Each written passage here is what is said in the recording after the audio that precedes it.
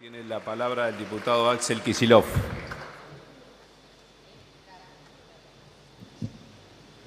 Bueno, muchísimas gracias, señor presidente. Voy a hacer el informe correspondiente al dictamen de minoría del bloque del Frente para la Victoria.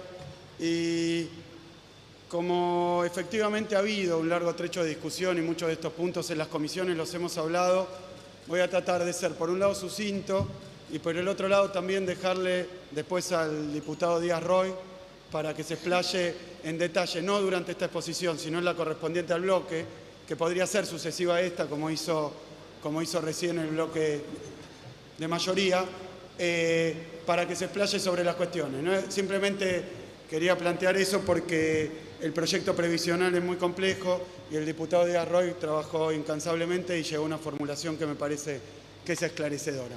Ahora, sobre el proyecto en cuestión, lo que debemos decir desde el Frente para la Victoria es que las intenciones son buenas. Incluso los nombres son, si bien rimbombantes, correspondientes a estas buenas intenciones. ¿Por qué digo esto? Porque se habla de una emergencia, voy a argumentar que no hay tal emergencia, y en segundo lugar, de una reparación, y voy a argumentar que se trata de una reparación dudosa y con algunos elementos que pueden convertirla en algo que rompa, no que repare.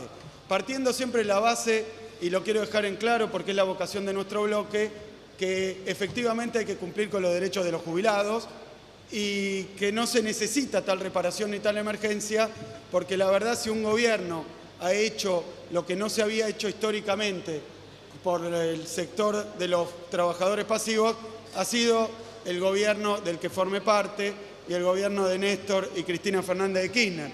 Lo digo con total tranquilidad, en términos de que claramente cuando asume Néstor Kirchner, después de la crisis de 2001, había una crisis que abarcaba todos los aspectos de la vida institucional, social, política del país, pero la previsional era una enorme crisis. ¿Por qué? Porque la gran mayoría de los argentinos y argentinas que tenían la edad correspondiente a la jubilación no lo habían hecho, no se habían podido jubilar y estaban tirados en la banquina. Porque era eso producto de las decisiones que tomaron gobiernos neoliberales que fueron destruyendo paulatinamente el sistema previsional argentino y particularmente de su privatización con las AFJP, que terminó en un verdadero desastre. Había prácticamente un 70% de adultos mayores que estaban en condiciones de jubilarse y no lo habían podido hacer, y parecía la cuadratura del círculo resolver esta cuestión desde el punto de vista presupuestario, desde el punto de vista operativo y desde el punto de vista político. Y sin embargo, terminamos el gobierno con el 98% de los adultos mayores en condiciones de jubilarse cobrando jubilación. Eso es algo que era impensable en 2003 y es una de las realidades que forman parte del resultado de 12 años y medio de políticas económicas en favor de las mayorías populares. Eso por un lado, de forma tal que no tenemos ningún problema de hablar de la cuestión de los jubilados y seguir mejorando la condición de los jubilados, ya sea los que cobran la mínima, ya sea los que tenían reclamos pendientes en la justicia. A punto tal que lo que hicimos concretamente, no desde el discurso y no desde las promesas, es precisamente ir pagando a medida que salían las sentencias, ir pagándolas completas, sin descuentos, ir pagándolas con condiciones favorables para quienes tenían este derecho. Eso no es una entelequia ni una vocación de deseo, sino que es precisamente lo que reflejan los datos del pago de sentencias. El último año se pagaron 50.000 sentencias y hay 500.000 actuales jubilados que están cobrando hoy con el resultado de las sentencias que obtuvieron en las instancias correspondientes. Así que la verdad pienso, para empezar, que el sistema previsional entraría, si hablamos a las claras y sin tratar de hacer de este tema otro tema más de campaña, una de esas cosas que hay que conservar como está y en todo caso mejorar. Todo está sujeto y es susceptible de mejora. Por ejemplo, se puede acelerar, si el gobierno de Macri quiere, el pago a los jubilados que tengan derecho por haber obtenido una sentencia. Incluso se puede acelerar para que obtengan más rápidamente las sentencias. El problema acá es que no se necesita ley, y lo va a explicar precisamente Díaz Roy. O sea que esto no es una emergencia, no es una reparación, y para los puntos centrales ni siquiera necesitaba una ley. Por eso digo que hay en esto, y tenemos que ser hoy, pero también en el recinto, muy cuidadosos, un hecho que para mí es grave. Para mí es grave. Bajo la idea de que esto viene a reparar la situación de los jubilados, se ha generado una enorme expectativa que se vuelve en la calle y que es responsabilidad del Poder Ejecutivo para los 6,7 millones de jubilados que hoy cobran, de que en base a esta ley van a tener una mejora. Y eso es claramente mentira. No es así bajo ninguna hipótesis. Entonces, ¿qué ha ocurrido? Que se ha presentado la cuestión como una mejora para todos los jubilados que no está aquí. En todo caso, lo sería para el número de jubilados que tienen derecho a un reajuste, ya sea del haber, ya sea a través de un retroactivo de su situación anterior. ¿Y qué problema hay acá? Y quiero llamar la atención sobre lo que dijo el diputado Daer y lo que también hemos charlado tantas veces con los demás bloques y particularmente con la Espina, que es que de la misma manera que en el tema de los buitres no proveyeron la información necesaria, en este caso, y quiero decir de manera escandalosa, porque hablamos 30 veces con todos los funcionarios, no nos trajeron el número oficial. Es decir, que estamos los diputados discutiendo una ley que no sabemos a cuántas personas afecta, porque no lo sabemos. Los únicos especialistas que vinieron a hablar, los únicos especialistas, incluso traídos por el oficialismo, dijeron que ese número de 2,5 millones de jubilados era falso. Había bajado a más o menos 1.900.000, o a lo sumo 2 millones. Perdimos 400.000 del anuncio oficial en el camino. Y además tampoco trajeron los números. Efectivamente, trajeron unos criterios con los cuales habían hecho unos cómputos que ocultaron. Es decir, que hoy estamos discutiendo sobre un volumen de beneficiarios que los responsables de ANSES no pudieron decir cuántos eran. Con lo cual, a los 6.700.000 no beneficia seguro. ¿A qué universo beneficia? ¿A 2 millones? ¿A 2,5 millones?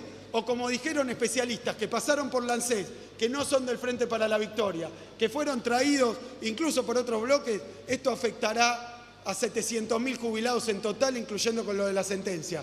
Estamos entre un número y otro, y no lo sabemos, porque no corrieron el cálculo. Y si lo corrieron, peor, porque dijeron que lo corrieron, nos ocultaron el número.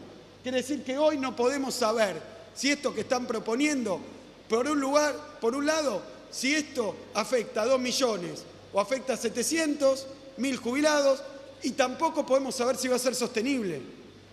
Y acá hay un tema central.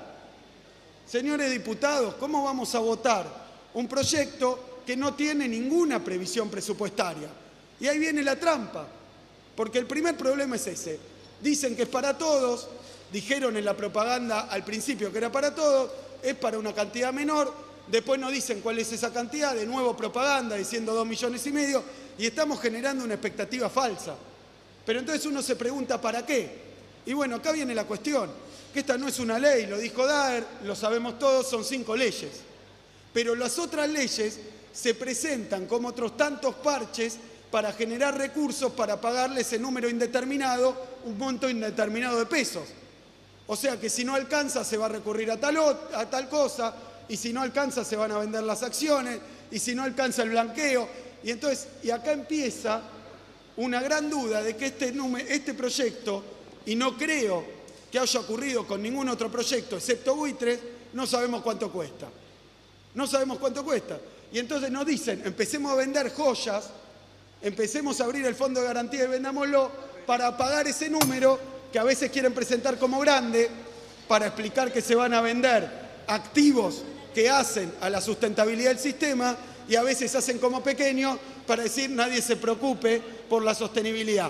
Y me refiero al stock y al flujo. No sabemos cuánto cuesta el primer salto de reconocer todo lo retroactivo, no sabemos cuánto cuesta el segundo salto permanente de pagar las jubilaciones reajustadas. Y nos podrían haber traído un número.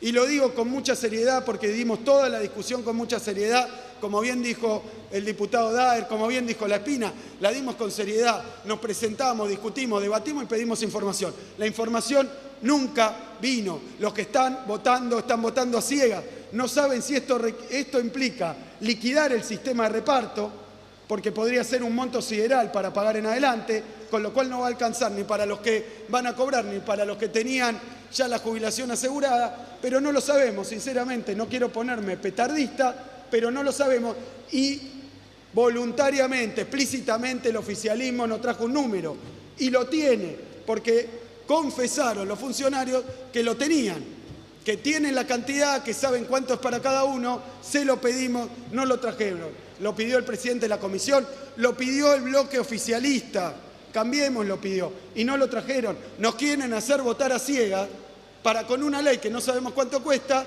justifiquemos la venta de cosas que no sabemos a cuánto la van a vender. Entonces, acá hay un problema de base. Y después vienen las 5 leyes. La ley de los jubilados, del pago a jubilados, con la que digo y reafirmo, coincidimos porque lo hicimos, lo quieren hacer más rápido, también coincidimos. ¿Cuánto sale? No lo sabemos, no lo muestra, porque si son 2 millones de jubilados que tienen que cobrar más, hay 2 posibilidades, porque además el proyecto lo dice y lo va a marcar Díaz Roy. Los manda a tribunales, los manda a litigar o homologar acuerdos. Es decir, que hoy no sabemos nada, no sabemos si la litigiosidad va a ser mayor, como bien decía Daer, hay que restringirla, hay que limitarla, hay que controlarla, y no está previsto en el proyecto. El primer proyecto que mandó el Ejecutivo de estas 5 leyes, y lo quiero marcar para que esté muy claro, habla de la venta de las acciones del FGS. Coincido con Daer. Lo que han puesto hoy en el acuerdo o en el preacuerdo, porque me dicen los diputados de bloques opositores que todavía está en discusión y lo celebro, porque ¿cómo está? Lo que presentó el gobierno de Macri fue que se podían vender todas las acciones, sin explicación. Se le puso un límite del 7%, que el monto de las acciones no puede representar menos, o sea, un piso del 7% del fondo. Yo le digo a los diputados que trabajaron en esa dirección, eso no sirve.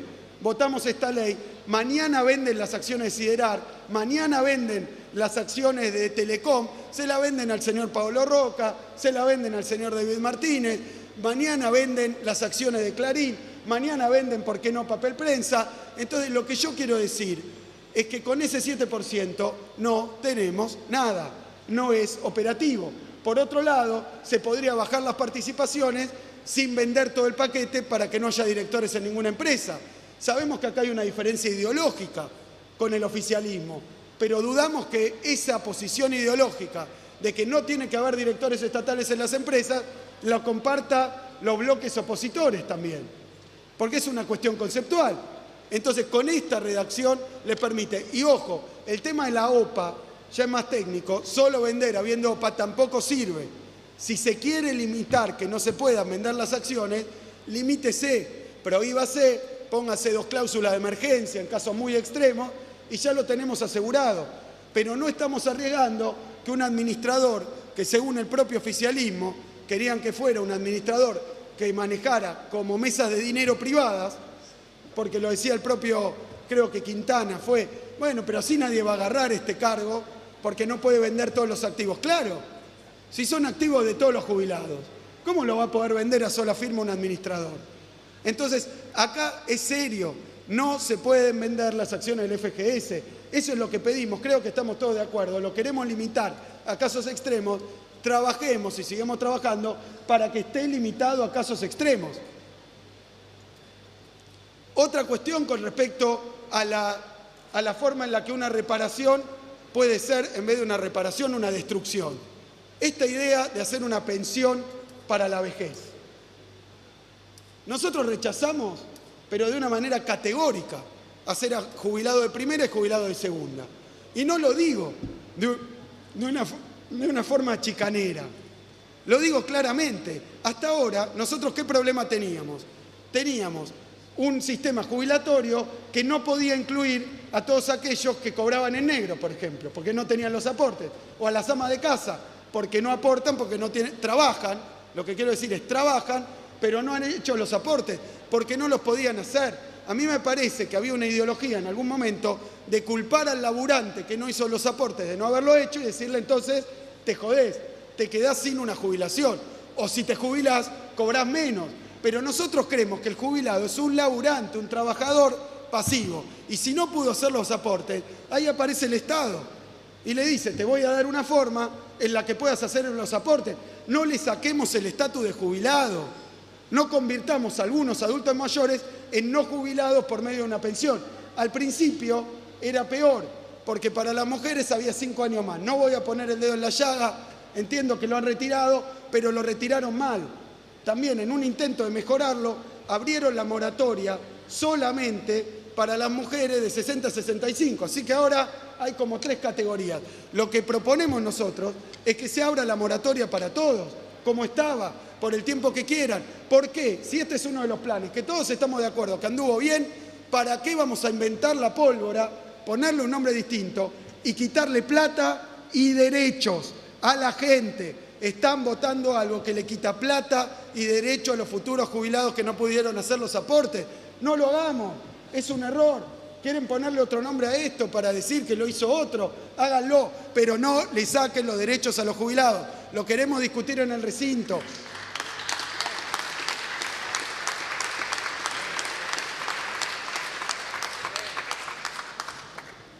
Otra cuestión, que está, yo decía, la primera vez contrabandeada en el proyecto, porque se presenta como un proyecto de pago a los jubilados que perjudica a los jubilados en la versión original mucho con el tema de las quitas para las sentencias firmes.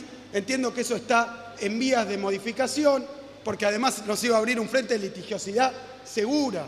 Los abogados ya lo estaban diciendo, cobra una y litigá por la otra o no cobre ninguna. O sea que eso no tenía lógica jurídica. Entiendo que se ha cambiado, pero para los que están en curso de obtener una sentencia, siguen cuestiones de descuento. Nosotros no estamos de acuerdo. Pero además, sobre eso había aparecido una reforma impositiva. Lo quiero decir con todas las letras. Una reforma impositiva es un tema tan complejo, es un tema con tantas interacciones, que no se puede meter de contrabando y por abajo en un proyecto, como si fuera un premio para tal, una mejora para tal. Y estoy refiriéndome a los impuestos de bienes personales, ganancia mínima presunta y el impuesto a la renta financiera. Lo vengo a recalcar de nuevo con la intención de seguir hablándolo, sobre todo con bloques que presentaron proyectos de gravar la renta financiera bajo la forma de cobrarle 10% a la venta, al pago de dividendos. Eso es lo que se llama renta financiera. También a la transferencia de acciones, eso se llama renta financiera. Hay otros que quieren gravar la renta financiera poniéndole impuesto a los plazos fijos. Es discutible, nosotros no estamos de acuerdo. Un ahorrista de plazo fijo lo queremos incentivar. Son discusiones, digamos, largas, complejas. Pero ahora, ¿qué hacen? Lo borran de un plumazo. Bienes personales, un esquema de reducción que era reducción y extinción. Bueno, están sacando el impuesto a los bienes personales. Uno de los pocos impuestos que todo el mundo de esta sala, los tributaristas, pero cualquiera, entiende que es un impuesto progresivo. Tanto se dice, basta de cobrarle a los pobres el IVA. Y cuando hay un impuesto que solo pagan los ricos, se lo reduce y se lo extingue. Pongámonos de acuerdo. O gobernamos para la mayoría, o gobernamos para unos poquitos que blanquean o no blanquean, pero pueden declarar bienes personales. Lo mismo con el impuesto a los dividendos. Ahora apareció, nadie explica por qué, ni para qué, como si fuera una cuestión de suyo. Pero digo, si quieren hacer una reforma impositiva, vamos a discutir una reforma impositiva. Pero si la reforma impositiva se va a hacer sacando los impuestos progresivos y dejando lo demás, la verdad es que me parece que no corresponde, que deberíamos darnos otra discusión. No hace falta, además, no hace falta. Y ahora, entonces, con la forma en la que está previsto mejorarle la condición a los jubilados que no sabemos cuántos son, pero sabemos que tienen reclamos. Bueno, nosotros tenemos otra propuesta, es más sencilla, la va a exponer Díaz Roy. Sencillamente es a los que tienen sentencia, pagarles sin descuento, a los que no tienen sentencia todavía, que no apele, darle instrucciones de que no apele para que sea más rápido, y a los demás darle recalcularle el haber a los que están mal calculados, pero lo va a decir el compañero Díaz Roy muy claramente. Si hay 2 millones de personas que tienen mal calculado el haber, y la verdad que no hemos calculado un solo haber bien en la ANSES, porque los demás son los de la moratoria que tienen la mínima. Entonces, la verdad es que eso no puede ser, no puede ser. y decir que todos merecen reajuste. Calculemos los reajustes, llamémoslo y dígale, señor, tiene un reajuste y que ni vaya a juicio. Es sencillo. Y para lo demás, no pongamos inventos como una pensión, porque quiero decir también que cuando el primer pensionado y pensionada se muera alguno de los cónyuges y no puede heredar la pensión, cuando siempre en la Argentina pudo heredar la jubilación, alguien se va a tener que hacer cargo. Y los que se van a tener que hacer cargo son los que le bajaron un 20% el haber y los que además no lo dejan heredar. Nosotros no podemos acompañar eso. Y por último, el tema del blanqueo, y con esto, si me permite, presidente, cierro, porque esto también apareció. Y yo sé, porque ya se ha hablado, sé que no es el motivo central de la sesión de hoy, pero lo que quiero decir es que nosotros nos oponemos a que este blanqueo no tenga los parámetros del blanqueo anterior, de 2013, ni del anterior, ni de la UFI, ni de Gafi. ¿Qué quiero decir? Primero, dijo el ministro de Economía que los funcionarios podían blanquear. No estamos de acuerdo, después apareció una versión con algunos funcionarios, después se amplió y lo celebramos a más funcionarios. Nosotros creemos que tienen que ser los 3 niveles de gobierno, los 3 poderes y sus familiares. Y sus familiares. Si realmente queremos impedir situaciones de blanqueo, impidámosla. Entonces no le demos un instrumento para poder blanquear a los que son parientes de personas políticamente expuestas. En ese punto nosotros somos inflexibles y esperamos que nos acompañen todos porque no vemos cuál es el impedimento para hacerlo. No puede haber un blanqueo que permita que los familiares blanqueen. Si queremos combatir situaciones que no nos gustan y que no queremos que se repitan, no dejemos blanquear a quienes cometieron delito de mano o al lado de algún funcionario, además del funcionario.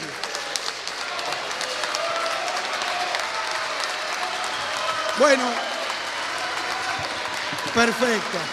Pues invito al oficialismo a acompañar esta forma. Y por otro lado, el último punto del blanqueo, nosotros queremos una repatriación para fines productivos de la construcción. Lo preferimos a un blanqueo sin repatriación, porque si no los bienes quedan afuera, los capitales quedan afuera, y eso la verdad es que no nos parece que sea el objetivo.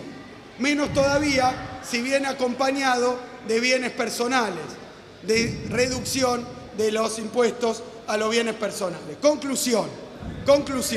El oficialismo presentó un proyecto que fue modificado y que todavía aparentemente se va a prestar a modificaciones. Nosotros vamos a acompañar a quien impida. En primer lugar, crear jubilados de primera y de segunda. No lo vamos a aceptar.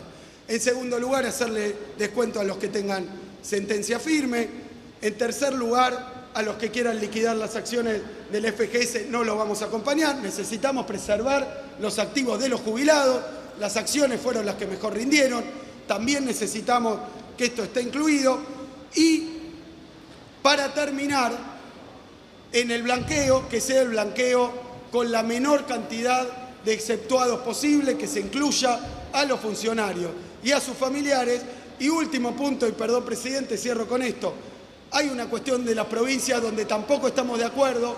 Compañeros míos van a explicar nuestra posición porque es compleja, pero nosotros sí estamos de acuerdo con acompañar a través de una ley lo que ya firmaron los compañeros gobernadores. Lo que creemos es que la solución para las cajas, ya sea los que transfirieron como los que no transfirieron, tiene que ser más rápida, tiene que ser más efectiva. Y también el reclamo que nos hicieron los propios gobernadores del 1,9% tiene que estar en esta ley. Así como está esta ley, es invotable para nosotros. Vamos a hacer una negativa rotunda al dictamen de mayoría. Muchísimas gracias. Gracias, señor diputado.